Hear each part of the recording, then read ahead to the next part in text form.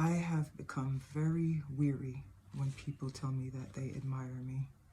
And the reason that I've become weary of that is because 9 out of 10 times when someone tells me that, they end up resenting me for some reason. And it's really strange. But I think the reason that happens is because when we admire someone to the point where we put them on a pedestal, maybe I need to clarify that, because I don't think admiring someone or certain qualities about them is a bad thing as a whole.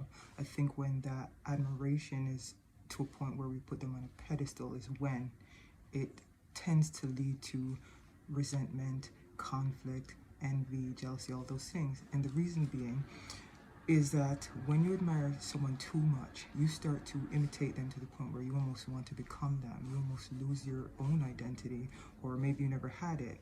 The other thing is that when you put someone on a pedestal, you expect perfection out of them. You almost lose your ability to see the humanness in them, to the point where if they make the smallest mistake, you cannot give them grace because you held them to an ideal of perfection, which does not exist, right? In the sense that every human being makes mistakes. There's not a single human being on the face of this earth who has not made mistakes, who has not needed grace, who has not needed to learn some lessons along the way.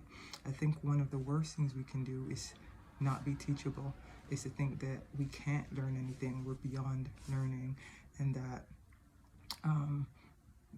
it just leaves no room for growth. But the point is this: when someone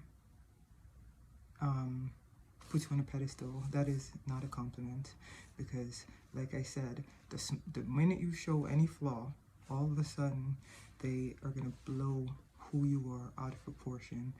All of a sudden they're going to make you out to be this horrible person just because their idea of you may not be who they think, what they think it is. Their idea of you may not be what they think it is. It doesn't mean that you're a bad person. It simply means that their idea, this narrative that they created in their head, comes shattering down, and so now they're painting you out to be someone horrible when it really doesn't need to be that.